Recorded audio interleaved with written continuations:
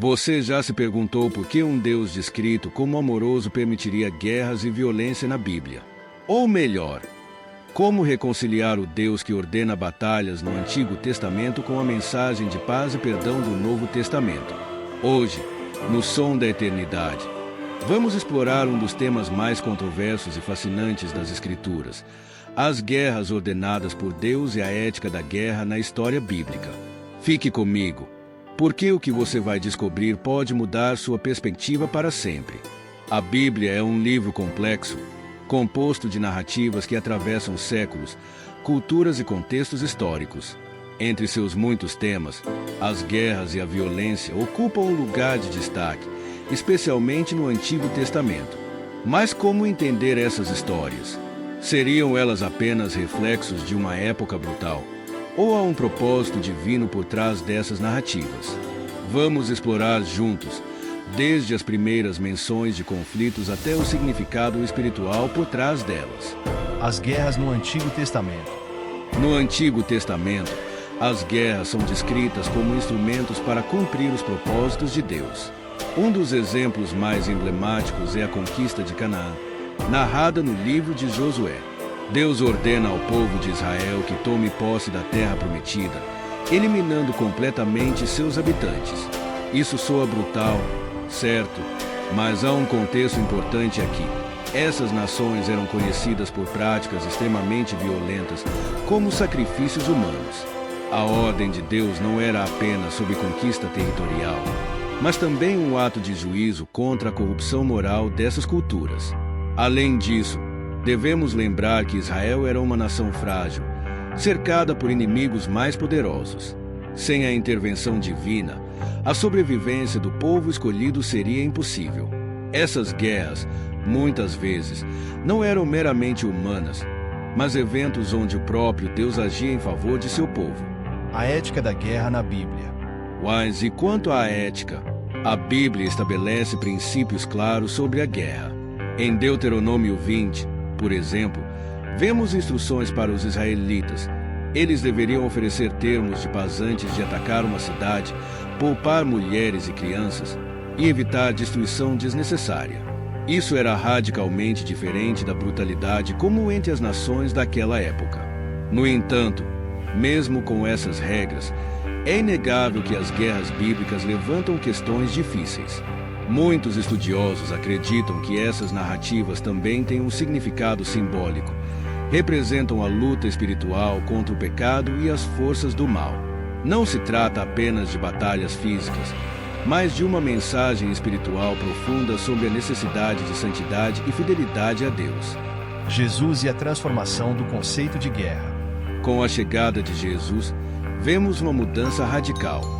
Enquanto o Antigo Testamento aborda guerras físicas, o Novo Testamento nos apresenta a ideia de uma guerra espiritual. Em Efésios 6, Paulo nos exorta a vestir a armadura de Deus, porque nossa luta não é contra carne e sangue, mas contra as forças espirituais do mal. Jesus redefine a ideia de vitória, mostrando que o verdadeiro poder está no amor e no perdão. Ele nos ensina a amar nossos inimigos, a orar por aqueles que nos perseguem e a buscar a paz. A cruz é o maior exemplo disso, um ato de violência transformado em redenção para toda a humanidade. Um Deus que caminha com o sofrimento humano. Por fim, precisamos refletir sobre o fato de que Deus não está distante do sofrimento causado pela guerra e pela violência. Pelo contrário, ele se envolve profundamente. Em Jesus, vemos um Deus que toma para si as dores e os horrores da humanidade. Ele chorou pela violência de Jerusalém e carregou em seu corpo as consequências do pecado humano, incluindo a violência. Essa realidade nos ensina algo poderoso. Mesmo nas histórias mais difíceis da Bíblia, Deus está presente, guiando a história para um propósito maior. As guerras e os conflitos humanos nunca foram o plano ideal de Deus, mas Ele os redime, trazendo esperança e reconciliação.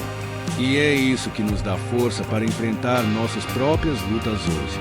A história bíblica nos lembra que a vitória definitiva não é ganha por espadas, mas pelo sacrifício de Cristo, que transforma a morte em vida e a violência em paz.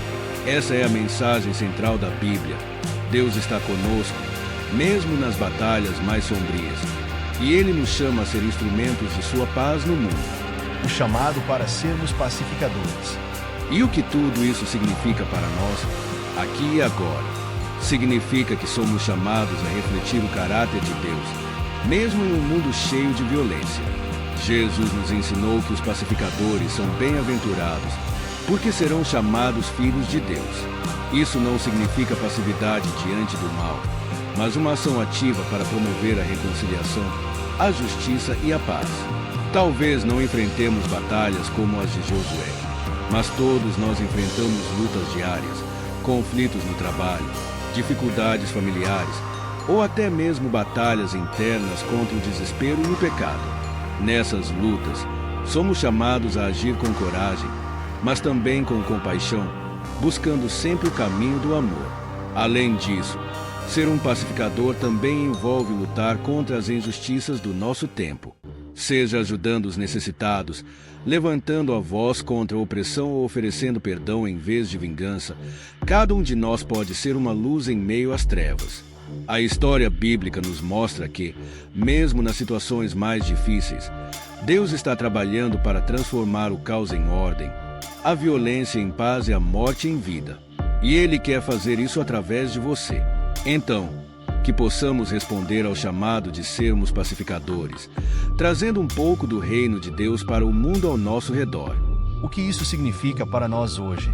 Agora pense em sua própria vida, em suas batalhas, sejam elas externas ou internas. Essas histórias bíblicas nos lembram que, mesmo nos momentos mais sombrios, há esperança.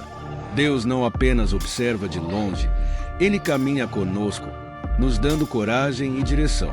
Cada conflito, cada desafio é uma oportunidade para experimentar o poder transformador de Deus. Você não está sozinho. Seja qual for a sua luta, Deus já traçou um plano de vitória. Esse plano pode se manifestar como um milagre, um coração restaurado ou um relacionamento reconciliado. Mas, acima de tudo, vem acompanhado de propósito. Deixe essas verdades moldarem sua maneira de viver e inspire outros a encontrar esperança em meio ao caos. Então, como aplicamos essas lições às nossas vidas? Primeiro, entendemos que Deus sempre teve um plano maior, mesmo nas guerras do Antigo Testamento. Segundo, reconhecemos que nossa batalha hoje é espiritual, e nossa arma mais poderosa é o amor de Cristo. Finalmente, aprendemos que, em meio à violência do mundo, somos chamados a ser agentes de paz. Se você chegou até aqui, parabéns! Você acabou de dar um passo profundo na sua jornada espiritual. Este tema desafiador nos ensina que, mesmo em meio ao caos, Deus tem um propósito para cada um de nós. Reflita sobre como essas lições podem iluminar sua vida, transformar suas batalhas internas e inspirar você a ser um agente de paz e esperança para o mundo ao seu redor. Mas não pare por aqui. Deixe seu like, inscreva-se no canal Som da Eternidade e ative o sininho para não perder nenhum conteúdo.